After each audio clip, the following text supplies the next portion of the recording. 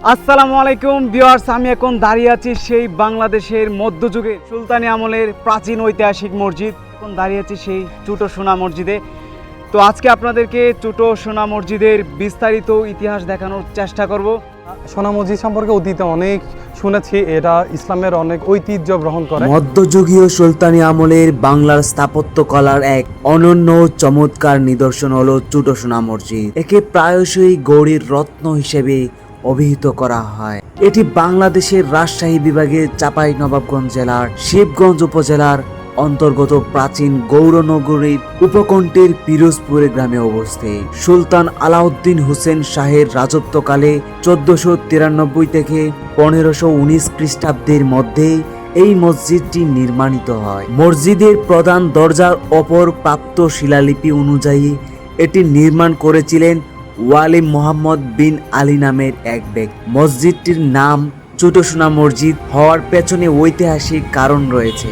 অতীতে এই মসজিদের গম্বুজগুলোর ওপর ও বাইরের অংশে সোনার আস্তরণ বা সোনালী রঙের প্রলেপ ছিল। সূর্যের আলো যখন এর ওপর পড়তো তখন তা সোনার মতো ঝলমল করে উঠত। যদিও সময়ের বিবর্তনে সেই সোনালী আস্তরণ আর নেই, তবু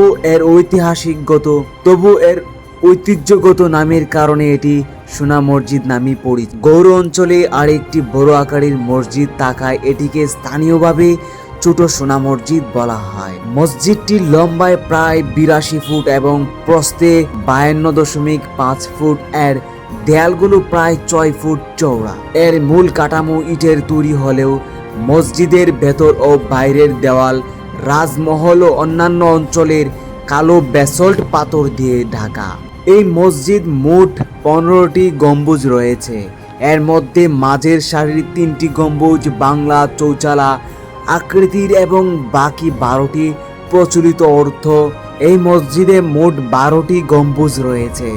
এর মধ্যে মাঝের সারির 3টি গম্বুজ বাংলা চৌচালা আকৃতির এবং বাকি 12টি প্রচলিত অর্ধবৃত্তাকার গম্বুজ। মসজিদের পূর্ব দেয়ালে 5টি এবং উত্তর ও দক্ষিণ দেয়ালে 3টি করে দরজা রয়েছে। মসজিদের ভেতরে কালো পাথরের 8টি স্তম্ভ দ্বারা বিভক্ত।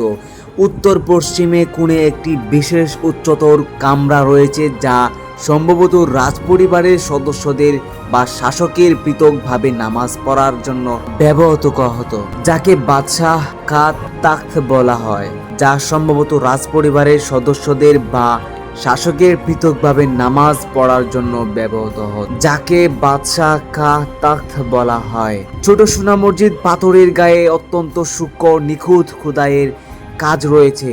লতা পাতা, ফুল, ঝুলন্ত শিকল ও নান্দনিক নকশার মাধ্যমে এর টেরাকোটা ও পাথরের কাজ ফুটিয়ে তোলা হয়েছে। 1897 সালের প্রলয়ঙ্করী ভূমিকম্পে এই মসজিদের কিছু অংশ ও গম্বুজ ক্ষতিগ্রস্ত হয়েছিল, যা পরবর্তীতে ব্রিটিশ সরকারের অধীনে 1900 থেকে 1907 সালের মধ্যে সংস্কার করা হয়। এই মসজিদের ঠিক প্রাঙ্গণে বা এর নিকটবর্তী এলাকায় বাংলাদেশের স্বাধীনতা যুদ্ধের বীরশ্রেষ্ঠ ক্যাপ্টেন মহিউদ্দিন জাহাঙ্গীর এবং 7 নম্বর সেক্টরের কমান্ডার মেজর নাজমুল হকের কবর অবস্থিত।